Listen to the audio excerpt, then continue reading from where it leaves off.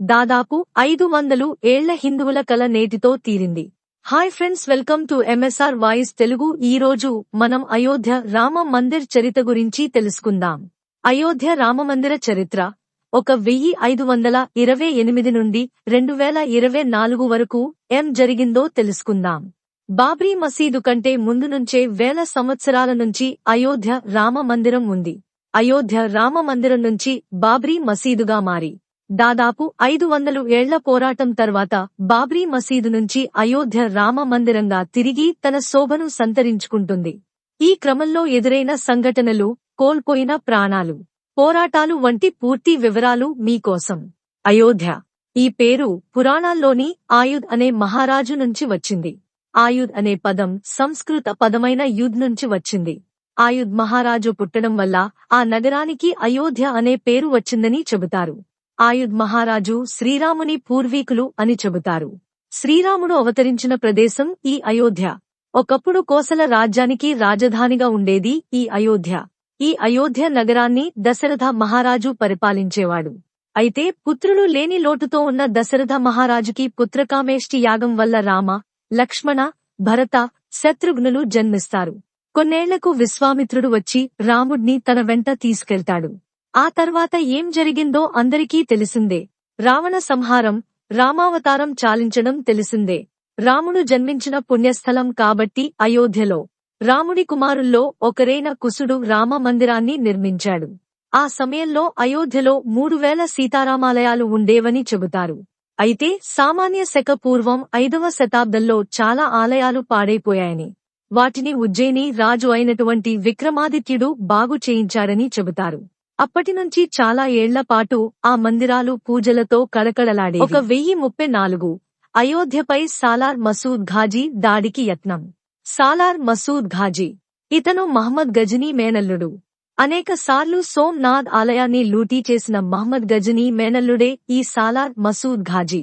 ఢిల్లీ, మీరట్, బులంద్ షహర్, బుదౌన్, కన్నాజ్ రాజులను ఓడించి ఆలయాలను ధ్వంసం చేసుకుంటూ ఉత్తరప్రదేశ్లోని బారాబంకి చేరుకున్నాడు. బహ్రైచ్ మీద దాడి చేసి అయోధ్య చేరుకోవాలనుకున్నాడు మసూద్ ఘాజీ. 130,000 మంది సైన్యంతో సాలార్ మసూద్ ఘాజీ బహ్రైచ్ పై దాడికి యత్నించాడు.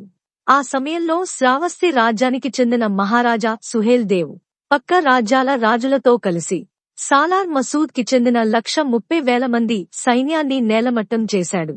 దీంతో భయపడి ఆఫ్ఘన్ కి పారిపోయే ప్రయత్నం చేశాడు సాలార్ మసూద్ ఘాజీ. సాలార్ మసూద్ పారిపోతుంటే భోజ మహారాజు వెంటపడి మరీ తల నరికాడు. ఆ తర్వాత సాలార్ మసూద్ ఘాజీ శవాన్ని బహ్రైచ్ లోనే సమాధి చేశారు. శత్రువైనప్పటికీ అతని ఆచారం ప్రకారం సమాధి చేశారు. ఆ తర్వాత చాలా ఏళ్లపాటు భారతదేశం వైపు చూడాలంటేనే భయపడేవారు. 1526 అయోధ్యలో కాలుమోపిన బాబర్. 1526లో బాబర్, ఇబ్రహీం లోడి మధ్య యుద్ధం మొదలైంది. దీని పేరు పానిపట్టు యుద్ధం. 1526లో జరిగిన యుద్ధం మొఘలుల పరిపాలనకు నాంది పలకగా, 1556లో జరిగిన రెండో యుద్ధం మొఘలుల పట్టు నిలుపుకునేందుకు కారణమైంది. మూడవ యుద్ధం 1761లో జరిగింది. ఇది మొఘలుల పాలన అంతమయ్యేందుకు కారణమయ్యింది. అయితే బాబర్, లోడీ మధ్య యుద్ధం తర్వాత అంటే 1528వ సంవత్సరం వచ్చేసరికి బాబర్ అయోధ్య మీద పూర్తిగా తన పట్టు సంపాదించుకున్నాడు. 1528 అయోధ్య రామ మందిరాన్ని కూల్చమన్న ప్రభుత్వ గెజెట్లలో దీని ప్రస్తావన ఉంది. దీని ప్రకారం 1528వ సంవత్సరంలో అప్పటికి అయోధ్యలో ఉన్న మందిరాలను కూల్చమని తన కమాండర్ మీర్ బాఖీకి ఆదేశాలు ఇచ్చాడు బాబర్. దీంతో అయోధ్యలో చాలా మందిరాలను కూల్చాడు మీర్ బాఖీ. వాటిలో అయోధ్య రామ మందిరం కూడా ఒకటి. అయితే అయోధ్య రామ మందిరాన్ని కూల్చి బాబర్ పేరు మీదుగా మసీదు కట్టించాడు. అదే బాబ్రీ మసీదు అయ్యింది. ఒక్క అయోధ్యనే కాకుండా చుట్టుపక్కల ఉన్న ప్రాంతాలను కూడా బాబర్ తన ఆధీనంలోకి తెచ్చుకున్నాడు.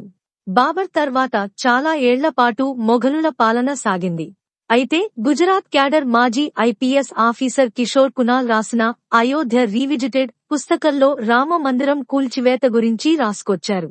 దీని ప్రకారం రామ మందిరం కూల్చివేత అనేది 1528లో జరగలేదని, ఔరంగజేబు పాలనలో 1660లో జరిగింది. ఆ కూల్చివేసిన మందిరం మీదనే బాబర్ మసీదు కట్టించాడని చరిత్రకారులు క్లెయిమ్ చేస్తున్నారు. ఈ రెండు క్లెయిమ్స్ లో ఏది నిజమో తెలియదు, కానీ మసీదుగా మారిన అయోధ్య రామ మందిరంలోకి ఆనాటి నుంచి ఒక్కరు కూడా అడుగుపెట్టలేదు. ఎప్పుడైతే రాజా జైసింగ్ వచ్చాడో అప్పుడే హిందువులకు ధైర్యం వచ్చింది. 1717 బాబ్రీ మసీదు స్థలాన్ని రాముడి పేరు మీద రిజిస్ట్రేషన్ చేయించిన రాజా జైసింగ్. అది 1717వ సంవత్సరం. బాబ్రీ మసీదు నిర్మించిన 190 సంవత్సరాల తర్వాత రాజ్పుత్ వంశానికి చెందిన రాజా జైసింగ్ రాజు మసీదు చుట్టూ ఉన్న స్థలాన్ని సొంతం చేసుకోవాలని ప్రయత్నించాడు. కాని ఆ ప్రయత్నాలేవీ ఫలించలేదు. ఆ స్థలం హిందువులకు ఎంత ముఖ్యమో తెలిసిన రాజా జైసింగ్ మొఘలులతో సత్సంబంధాలు ఏర్పరచుకున్నాడు. కాని తాను అనుకున్నది జరగలేదు. దీంతో బాబ్రీ మసీదు బయట ఉన్న స్థలాన్ని కొని రాముడి పేరు మీద రిజిస్ట్రేషన్ చేయించాడు. ఆ తర్వాత మసీదు ఎదురుగా ఉన్న స్థలంలో ఒక రామ్ చబుత్ర అనే పేరు మీద వేదిక కట్టి దానిమీద సీతారాముల విగ్రహాలు పెట్టుకుని హిందువులు పూజలు చేసుకునేవారు. ముస్లింలు మసీదు లోపల ప్రార్థనలు చేసుకునేవారు. 1855 హనుమాన్ గర్హి ఆలయం వద్ద ఘర్షణలలో అయోధ్యలో హనుమాన్ గర్హి ఆలయం వద్ద సున్నీ ముస్లింలు మరియు బైరాయిల మధ్య ఘర్షణలు జరిగాయి. మసీదుని కూల్చి హనుమాన్ గర్హి ఆలయాన్ని నిర్మించారని వాదించారు. అయితే నవాబ్ వాజిద్ అలీషా జోక్యం చేసుకుని గొడవను సద్దుమణిగేలా చేశాడు.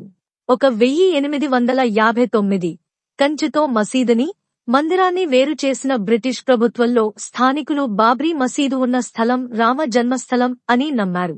అయితే బ్రిటిష్ వారు ఆ స్థలంలో ఒక కంచె ఏర్పాటు చేశారు. దీంతో ముస్లింలు మసీదు లోపల, హిందువులు మసీదు బయట ప్రార్థనలు చేసుకోవడం మొదలుపెట్టారు. 1885 రామ మందిర నిర్మాణం కోసం మొట్టమొదటి పిటిషన్ 1885లో మొదటిసారిగా అయోధ్య నివాసి మహంత్ రఘువీర్ దాస్ మసీదు బయట స్థలంలో వేదిక లేదా రామ్ చబుత్ర నిర్మించుకోవడానికి అనుమతి ఇవ్వాలని ఫైజాబాద్ జిల్లా కోర్టులో పిటిషన్ వేశారు. అయితే ఆ పిటిషన్ను కోర్టు కొట్టివేసింది. మార్చి 1934 బాబ్రీ మసీదుపై దాడి. 1934లో షాజహాన్ పూర్లో గోహత్య వార్త వైరల్ అవ్వడంతో మతపరమైన అల్లర్లు చోటు చేసుకున్నాయి. ఈ అల్లర్లలో బాబ్రీ మసీదుపై దాడి జరిగింది. ఆ తర్వాత ప్రభుత్వం మసీదుని మరమ్మత్తు చేయడం జరిగింది. 1938-1947 మసీదు తమదే అంటూ క్లెయిమ్ చేసుకున్న సున్నీ, షియాలు బాబ్రీ మసీదు ఉన్న 2.77 ఎకరాల స్థలం తమదే అంటూ షియా మరియు సున్నీ వక్ఫ్ బోర్డులు స్థానిక కోర్టులో క్లెయిమ్ చేశాయి. బాబర్ సున్నీ అయినందున ఆ భూమి సున్నీల ఆస్తి సున్నీ వక్ఫ్ బోర్డు తెలపడంతో స్థానిక కోర్టు వారికి అనుకూలంగా తీర్పు ఇచ్చింది. డిసెంబర్ 22, 1949 మసీదులో వెలసిన రాములోరు. 1949లో మసీదు లోపల రాముడి విగ్రహం ప్రత్యక్షమైంది. అయితే ఇది హిందూ మహాసభ కార్యకర్తలు చేసిన పని అని ముస్లింలు కోర్టులో సూట్ ఫైల్ వేశారు. అయితే రాముడు స్వయంభూగా వెలిశాడని, కాబట్టి ఆ స్థలం తమకే చెందుతుందని అప్పటి హిందువులు కౌంటర్ సూట్ ఫైల్ చేశారు. డిసెంబర్ 26, 1949 మసీదు లోపల ఉన్న సీతారాముల విగ్రహాలను తొలగించమన్న నెహ్రూ అప్పటి ప్రధాని దివంగత జవహర్ లాల్ నెహ్రూ అయోధ్యను సందర్శించి పరిస్థితిని సమీక్షించాలని అనుకున్నారు. అప్పుడు న్యూఢిల్లీలో ఉన్న నెహ్రూకి అయోధ్యలో జరుగుతున్న అల్లర్లకి సంబంధించి నివేదికలు అందాయి. అయోధ్యలో చోటు చేసుకుంటున్న పరిణామాలపై ఆందోళన వ్యక్తం చేస్తూ జవహర్ లాల్ నెహ్రూ లక్నోలోని యునైటెడ్ ప్రావిన్స్ ముఖ్యమంత్రి గోవింద్ బల్లభ్ పంత్కు ఒక టెలిగ్రామ్ పంపించారు. ఆ టెలిగ్రాంలో ఇలా ఉంది: అయోధ్యలో జరుగుతున్న పరిణామాల పట్ల నేను తీవ్రంగా కలత చెందాను. ఈ విషయంలో మీరు పర్సనల్ ఇంట్రెస్ట్ చూపిస్తారని ఆశిస్తున్నా అంటూ పంత్కి రాసిన టెలిగ్రాంలో పేర్కొన్నారు. అయితే తనను తాను నాస్తికుడిగా ప్రకటించుకున్న నెహ్రూ మసీదు లోపల ఉన్న సీతారాముల విగ్రహాలను అక్కడ నుంచి షిఫ్ట్ చేయాలని అప్పటి రాష్ట్ర ప్రభుత్వానికి సూచించినట్లు నివేదికలు చెబుతున్నాయి. అయితే ఇది హిందూ ముస్లింల మధ్య పెద్ద ఎత్తున అల్లర్లకు దారితీస్తుందని ఉద్దేశంతో అప్పటి జిల్లా మేజిస్ట్రేట్ కె నాయర్ మసీదు లోపల ఉన్న సీతారాముల విగ్రహాలను తొలగించేందుకు నిరాకరించారు. దీంతో ప్రభుత్వం వివాదాస్పద స్థలంగా ప్రకటించి మసీదు గేటుకి తాళం వేసింది. ఆ తర్వాత కె నాయర్ భారతీయ జన్ సంఘ్ పార్టీలో చేరి ఎంపీగా ఎన్నికయ్యారు. భారతీయ జన్ సంఘ్ పార్టీ 1977లో కాంగ్రెస్ పార్టీకి వ్యతిరేకంగా లెఫ్ట్, రైట్, సెంటర్ పార్టీలతో విలీనం అయ్యింది. దీంతో జనసంఘ్ పార్టీ జనతా పార్టీగా మారింది. ఆ తర్వాత బీజేపీగా మారింది. జనవరి 7, 1950 నెహ్రూ రాసిన మరో లేఖ. నెహ్రూ జనవరి 1957న గవర్నర్ జనరల్గా ఉన్న సి రాజగోపాలాచారికి లేఖ రాశారు. అందులో ఇలా ఉంది: నేను గత రాత్రి అయోధ్య గురించి పంత్ జీకి ఒక లేఖ రాసి లక్నో వెళ్తున్న వ్యక్తికి ఇచ్చాను. ఆ తర్వాత పంత్ తనకు ఫోన్ చేశాడు. పంత్ చాలా ఆందోళన చెందుతున్నట్టు, అయోధ్య విషయాన్ని వ్యక్తిగతంగా తీసుకున్నట్టు